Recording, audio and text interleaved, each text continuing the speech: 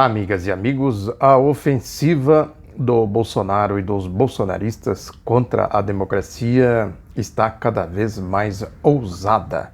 Isso deve causar profunda preocupação nos brasileiros, especialmente nos democratas, nos patriotas. Antes de prosseguir, eu sou Oswaldo Bertolino, este é o Outro Lado da Notícia. Bem-vindas, bem-vindos ao Outro Lado da Notícia. Peço para você dar um like, clicar, para você comentar aqui no YouTube e aqui também no podcast do Spotify. As declarações mais recentes do Bolsonaro deixaram absolutamente claro que ele não vai desistir do seu propósito de fechamento político, né, como se diz, de governar de maneira ditatorial, de maneira autoritária. Ele disse num evento nessa viagem que ele está fazendo nos Estados Unidos, que o Brasil tem um problema que se chama inimigo interno. Esse discurso do inimigo interno foi criado pela doutrina de segurança nacional. Eu já tive a ocasião de comentar isso aqui, na Escola Superior de Guerra, que preparou o grupo dos latrocidas de 1964. E a ideia era essa: quem defendia a soberania nacional, quem defendia a democracia, era o inimigo interno, porque eles precisavam tirar de cena o inimigo interno para que eles implantassem o projeto deles. E aí que veio a ditadura militar, e a ditadura militar aqui foi saudada pelos Estados Unidos. Na época, o embaixador Lincoln Gordon disse numa entrevista no jornal O Estado de São Paulo que o golpe militar no Brasil foi tão importante quanto o Plano Marshall e também a guerra que eles fizeram na Coreia para conter os comunistas, a divisão que tem na Coreia até hoje, Coreia do Norte e Coreia do Sul. Porque a partir do golpe no Brasil, houve a cadeia de golpes, né? Depois evoluiu para a chamada Operação Condor.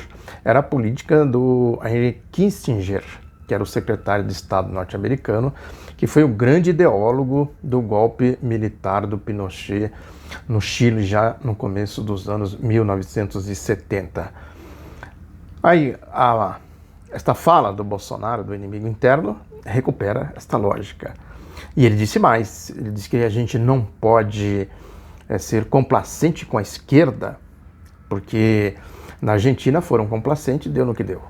Ou seja, o Alberto Fernandes e a Cristina Kirchner ganharam as eleições. No Chile foram complacentes e está lá as manifestações gigantescas. O que ele pretende no Brasil? No Brasil não é diferente, ele disse. O que ele pretende fazer no Brasil para impedir manifestações como seja política, as eleições da Argentina, seja as manifestações populares do povo no Chile? E também teve as revoltas populares na Colômbia, no Equador, né, o processo da Bolívia, que ali apelaram para forças paramilitares para dar o golpe. O que ele vai fazer aqui no Brasil? Ele pretende mobilizar quais forças para não ser complacente com a esquerda, ou seja, com o povo, com as manifestações do povo. E antes dele sair, ele fez lá a convocação, né? Num primeiro momento ele negou, lá atrás ele divulgou aquele vídeo nas redes sociais, depois que o vídeo era de 2015, mas o vídeo cita a tal da facada, que foi em 2018, acho que foi 2018, ou seja, flagrantemente mentindo. E depois ele reafirmou, né, numa conversa que ele teve, né, com a mídia, aquelas conversas que ele dá aos seus tradicionais coices nos jornalistas, ele reafirmou a convocação do dia 15 e tal, quer dizer, convocando o povo para arruaças, o povo dele, evidentemente, incitando as arruaças, briga de ruas, briga de cachorros loucos, como foi o caso daquela agressão lá da Gleisi Hoffmann, né, pelos cachorros loucos lá no Rio de Janeiro, né, bandos de cachorros loucos, esses bandos que a gente vê por aí, bandos, né, gente da marginália e tal, né, os corruptos, ladrões, né, os sonegadores de impostos, né, porque a Gleisi usou inclusive este termo, né, o bolsonarista raiz, que é o bolsonarista ideológico, o bolsonarista convicto, Esse, sem dúvida alguma, é gente do mundo da maracutaia. Né? Gente aí da... Boa coisa não é. Porque ninguém que tem caráter, né, que tenha bom senso, que tenha um mínimo de civilidade, pode ser um bolsonarista convicto, né, ideológico e tal, né, se comportar como cachorros loucos. Tem aí vários casos, né, nos aviões da vida, né, como eles agem. O caso do professor lá na Unicinos, no Rio Grande do Sul, né, comportamento de cachorro louco. É tipo de gente que você não pode ficar muito perto. Senão ele te agride, ele te morde. Evidentemente que a gente, como fez a Gleice, né, a gente tem que enfrentar esse tipo de situação, né, mas sempre tendo em conta que está lidando com cachorro louco, com gente deslocada. Agora, isso é da linhagem do Bolsonaro. Os jornalistas, por exemplo, né, que se comportam como bolsonaristas, Augusto Nunes, Alexandre Garcia, Cláudio Humberto, né, o Fábio Panunzio, né, o Hugo Studart, né, o Euler Fagundes de França Belém, como eles se comportaram aí nesta polêmica comigo e tal, com a história da guerrilha do Araguaia e tudo mais. Eles têm um comportamento de cachorros loucos. A gente que não conversa, você chega para ele e fala: ô, meu amigo, isso aqui não é assim, né? Você tem que ver assim, ver por esse outro ponto de vista. Ó, tem isso aqui, não sei o quê. A reação deles é agredir, como foi o Lucas Figueiredo também, a história lá da Carta Capital. O redator-chefe, que é redator-chefe até hoje da Carta Capital, o Sérgio Lírio, que se diz aí de esquerda, não sei mais o quê, né? Eu chamei ele de Armando Falcão, aquele lá da censura da ditadura militar. Quer dizer, todos eles me censuraram, queimaram os meus livros. Isso é o bolsonarista típico.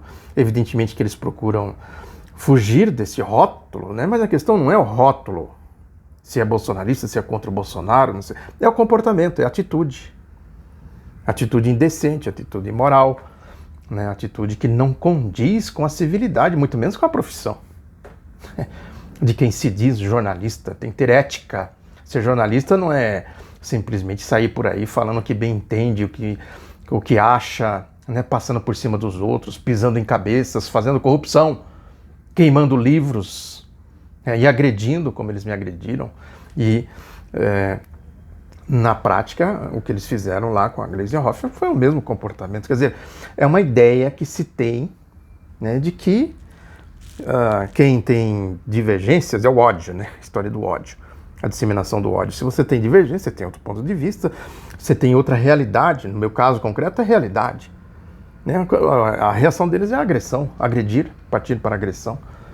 Né? Agora, no caso também aí desta crise internacional, né, no âmbito da OPEP, né, da Rússia com a Arábia Saudita, que no fundo são os Estados Unidos com a Rússia. Isso aí tem muito mais coisa, não dá para destrinchar aqui, mas é a geopolítica na crise econômica, né, a ofensiva dos Estados Unidos, né, do regime norte-americano, agora governado pelo Bolsonaro deles lá, o Trump. Né? Qual foi a reação deles aqui no Brasil? Sobretudo do Paulo Guedes, o ministro da Economia, e do Bolsonaro.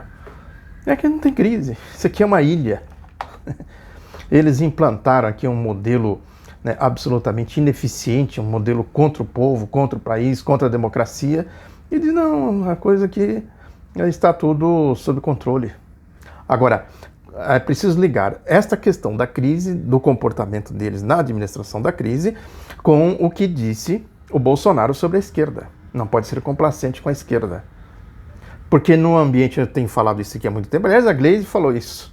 Não sei se ela anda me lendo ou me ouvindo, né, que eu tenho insistido muito nessa tese de que num ambiente de democracia, de debate arejado pela circulação de ideias, não tem nenhuma possibilidade de que esse programa de governo aí, da economia, sobretudo, siga adiante.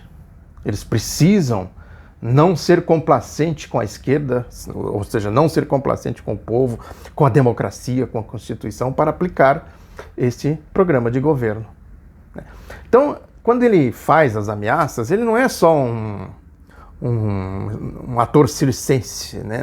As palhaçadas, aí como disse a Regina Duarte naquela tragédia que foi aquela intervenção dela lá, né? Não é só o palhaço, né, fazendo palhaçada, né? Por trás do palhaço tem um projeto de poder e tem um programa de governo, né? Às vezes a oposição, a reação a essas atitudes, né,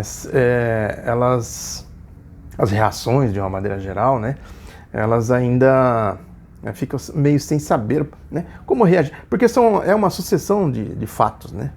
É igual aquele filme Twist, passa um furacão, mal pode passar já vem outro, né, que isso é uma lógica diversionista.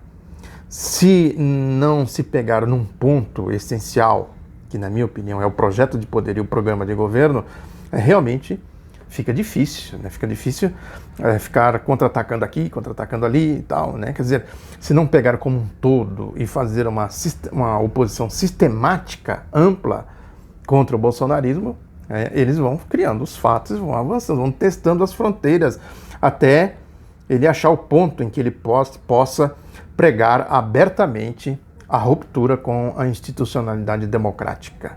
A questão é não deixar ele chegar a esse ponto, que ele persegue esse ponto, que ele busca esse ponto, isso é fato inquestionável. E também se ele vai reunir forças para isso, né? Tem essa outra questão também.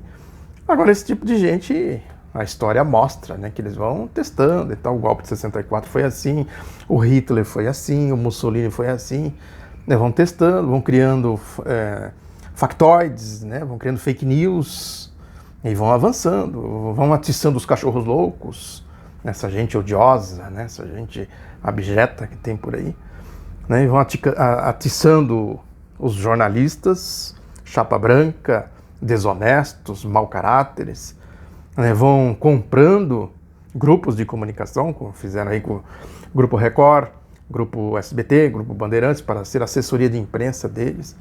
Eles vão juntando forças. E isso é preciso ser percebido. Muito obrigado pela atenção. Reforço o pedido para você compartilhar, dar like, comentar aqui no YouTube e também aqui o podcast do Spotify. Muito obrigado pela atenção. Um abraço e até a próxima.